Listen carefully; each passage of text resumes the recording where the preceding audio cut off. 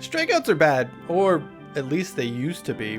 But for players who strike out a historic amount, it also means they have to be doing something right. You can be a success that fails, but you can't be a failure that fails, if that makes any sense.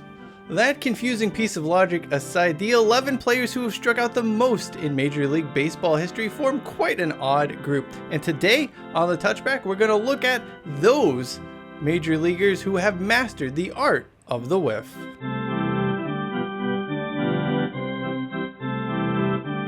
I watched the Detroit Tigers take on the Colorado Rockies a while back. Don't ask me why. During the broadcast, I got to see Miguel Cabrera strike out pretty meekly, if I'm being honest. The announcers mentioned how he had been K'd more than 2,000 times in history and was among the 11 players with the most strikeouts in MLB history. This is, of course, a product of longevity. Cabrera has never struck out more than 148 times in a season and has a lifetime batting average of .307. It is not like we're talking about Cory Snyder here. Anyway, the 11 players with the most strikeouts in MLB history are quite the odd group, as I said earlier. You have some classic hackers, some Hall of Famers, and a few batters who you may have probably just forgotten about. But let's not waste any more time taking pitches. Here are the 11 players who have struck out more than anyone in Major League Baseball history. Some events are so newsworthy, so historic, that you have to stop everything to watch. Balloon Boy, Michael Jackson's funeral. Things that if you didn't see them live, you wouldn't really care that you didn't see them at all. That quote from Jim Halpert could easily be used to describe the career of Mark Reynolds. Despite retiring in 2019, it is easy to forget his career as sort of a lesser Adam Dunn. His 223 Ks in 2009 remain the single-season MLB record, a record he had actually set a year prior. Baseball was not fun to watch during the late 2000s and early 2010s, and Mark Reynolds is proof of that. Willie Stargell did strike out quite a bit during his 21 seasons with the Pittsburgh Pirates, but you cannot argue with his results and body of work overall. The only year he led the National League in punchouts also saw him top the charts in home runs and finish second in MVP voting behind Joe Torre. The poster child of Major League Baseball's steroid era is also another reminder that juicing only matters when you put bat to ball. Canseco, he hit some absolute moonshots in his day. He also missed with a vengeance on countless occasions during his career. In Canseco's defense, he was a much better all-around hitter than many of the current generation of three true outcome mashers, but his 1,942 strikeouts are good enough for a place on this list.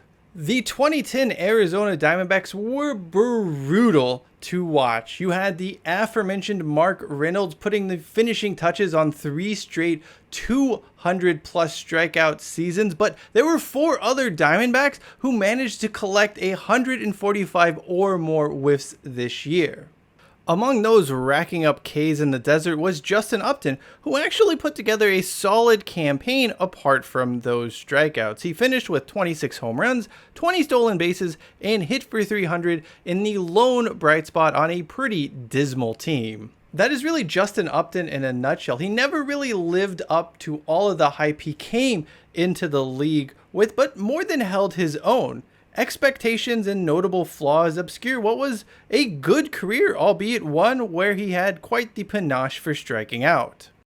Andres Galarraga, the Big Cat, a perennially underrated ball player. He was a Gold Glove winning first baseman before morphing into an outstanding power hitter as his career progressed, albeit one aided by playing in the Coors Field bandbox. That being said, it is important not to discredit Galarraga as an elite hitter despite his placement on the list of most strikeouts in MLB history. While his strikeout totals were exceptionally high over the years, that was due a lot to his desire to put the ball in play. Perhaps the most impressive feat of Galarraga's career, apart from all of these Ks, was hitting over 300 the season after returning from from non-Hodgkin's lymphoma in 2000. We already mentioned Cabrera earlier, so there's no need to sort of rehash his accomplishments. It should be noted, though, that the Detroit Tigers seems unlikely to move up this list, assuming he actually goes through with his retirement at the end of the 2023 season. Most people remember Alex Rodriguez being struck out in the postseason. There is a very good reason for that. In 76 career playoff games, he whiffed a total of 77 times. In the regular season, he went down swinging or looking 2,287 times in 2,784 contests. Similar to Cabrera, Alex Rodriguez never really had these gaudy strikeout numbers in any given season. Instead, he just played for more than 20 years when he wasn't suspended and finished with around 100 to 140 Ks per season. I will never, ever forgive Sammy Sosa for making me buy High Heat Baseball 2001. Sammy Sosa High Heat Baseball 2001. Catch it. It's so real. The game was not so real. It sucked. I have nothing more to say about him, his steroids usage, or the copious amount of strikeouts he collected during his MLB career. Adam Dunn's career can best be summed up by the fact he never once appeared in a postseason game. The only time the team he was playing for did qualify for the playoffs, he just sat on the bench the entire time. At various times, he led the league in strikeouts and walks. He managed to swat 462 career home runs, but it was all filler. Most of the games Dunn played in were meaningless. If he was on your roster, your team was on the slow boat to nowhere, and it was not in a particular hurry to arrive at that destination. That being said, I do kind of understand why he played for so long. Dunn was just there to provide fans with some form of entertainment during the dog days of summer on what were pretty bad teams, all things considered. Another Hall of Famer and another ball player with incredible longevity. Jim Thome did top the single season strikeout list on 3 occasions, but also led the league in walks twice, so he was quite varied in his approach. You really can't nitpick the Ks considering Thome's overall body of work. Unlike Dunn, whiffs aren't the first thing that spring to mind when Thome's name is mentioned. Reggie Jackson struck out a ton during his first few years with the A's, leading the American League in Ks between 1968 and 1971. However, he would mostly get that in check during his prime. Everything did change when he signed with the then California Angels toward the tail end of his career.